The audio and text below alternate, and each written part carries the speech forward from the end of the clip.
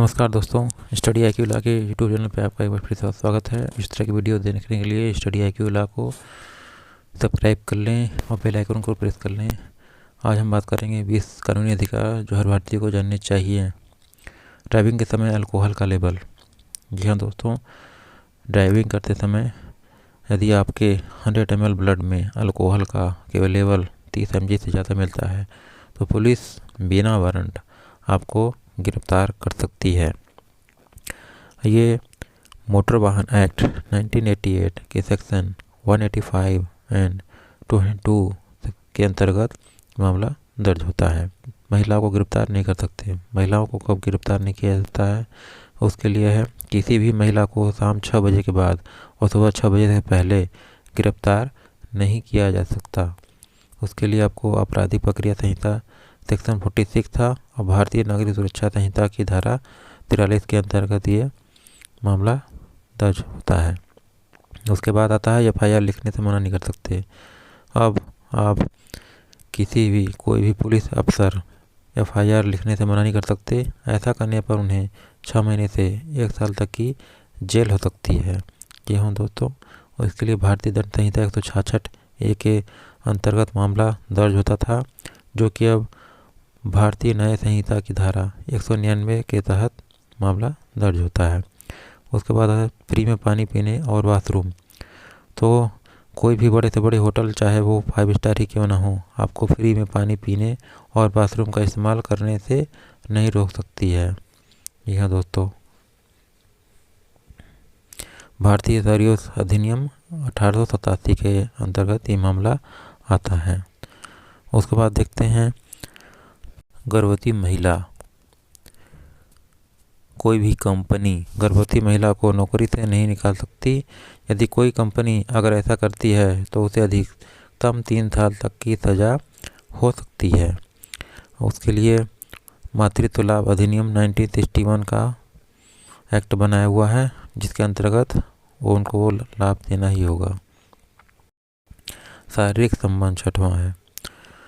तो एक शादीशुदा व्यक्ति किसी भी अविवाहित लड़की या विधवा महिला से उसकी सहमति से शारीरिक संबंध बनाता है तो यह अपराध की श्रेणी में नहीं आता है। यह भारतीय दंड संहिता व्यभिचार धारा 498 के अंतर्गत आता था। अब भारतीय न्याय संहिता की धारा 85 के अंतर्गत ये आता है। 7वां है लिव इन रिलेशनशिप। तो लिव इन रिलेशनशिप, यदि 2 वयस्क युवक या युवती अपनी मर्जी से लिव इन रिलेशनशिप में रहना चाहते हैं तो यह गैर कानूनी नहीं माना जाता है। इन दोनों से जन्मी संतान भी गैर कानूनी नहीं मानी जाती है। उनके द्वारा जन्मी संतान को अपने पिता की संपत्ति में हक भी मिलेगा। तो ये घरेलू हिंसा अधिनियम 2005 के अंतर्गत ये आता है। उसके बाद 8वां पुलिस अधिकारी ये नहीं कर सकता। तो पुलिस अधिकारी के लिए है, पुलिस अधिकारी हमेशा ही ड्यूटी पर होता है, चाहे उसने यूनिफॉर्म पहनी हो या नहीं पहनी हो। यदि कोई पीड़ित व्यक्ति इस अधिकारी से कोई शिकायत करता है तो वह यह नहीं कह सकता कि वह पीड़ित की मदद नहीं कर सकता, क्योंकि वह ड्यूटी पर नहीं है। इसके लिए पुलिस एक्ट 1861 का धारा बनाया हुआ है।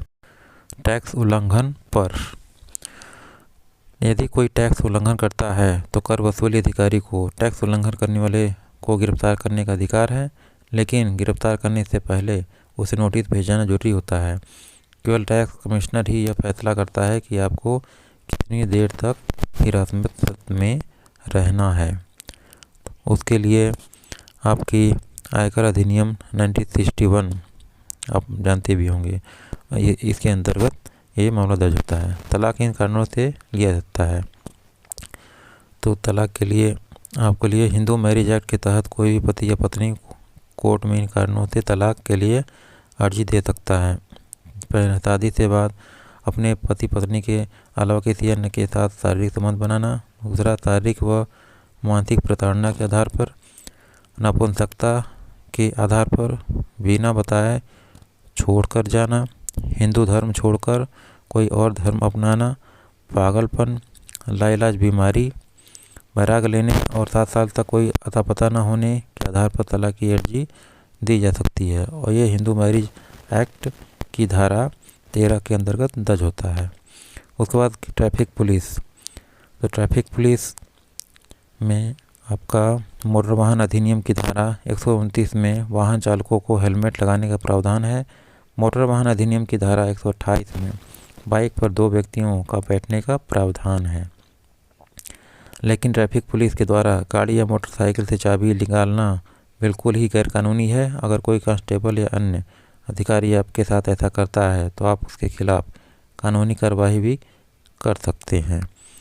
तो उसके लिए ये कानून बनाया हुआ है, मोटर वाहन अधिनियम के अंतर्गत मामला दर्ज करा सकते हैं।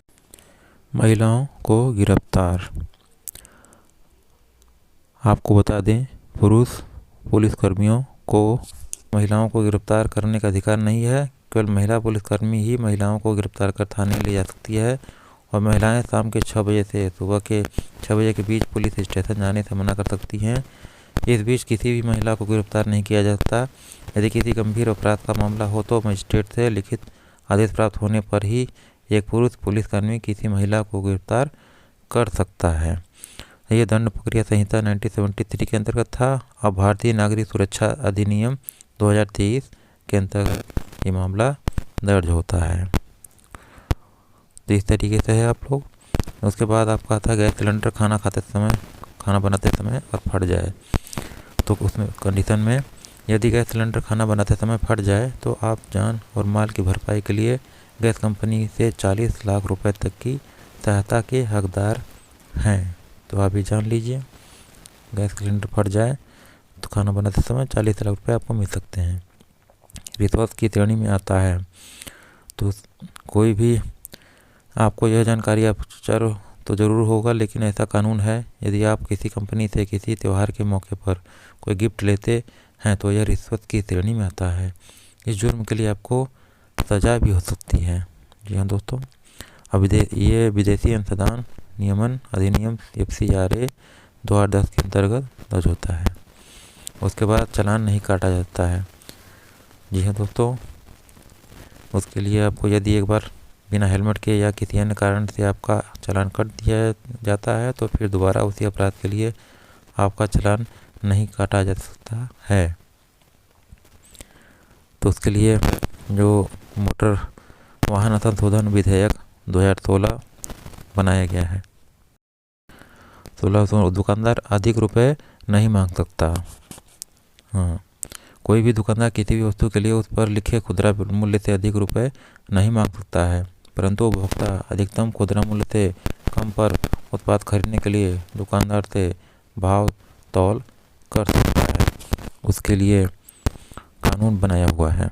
अधिकतम खुदरा मूल्य अधिनियम 2014 का ये कानून पारित किया हुआ है। सैलरी नहीं देने पर, जी हाँ दोस्तों, यदि आपका ऑफिस आपके द्वारा किए गए काम की सैलरी नहीं देता है तो आप उसके खिलाफ 3 साल के अंदर कभी भी रिपोर्ट दर्ज करा सकते हैं, जिसमें कानूनी कार्रवाई के चलते ऑफिस को सैलरी देनी पड़ती है। लेकिन अगर आप 3 साल के बाद रिपोर्ट करते हैं तो आपको कुछ भी नहीं मिल पाएगा। ये परिसीमा अधिनियम 1963 के अंतर्गत ये मामला दर्ज होता है। तो इसका ध्यान अश्लील गतिविधि, यदि कोई सार्वजनिक जगहों पर अश्लील गतिविधि करता पाया जाता है तो आपको कम से कम 3 महीने तक की कैद हो सकती है।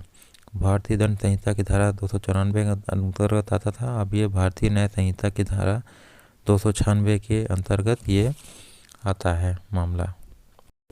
गोद नहीं ले सकते।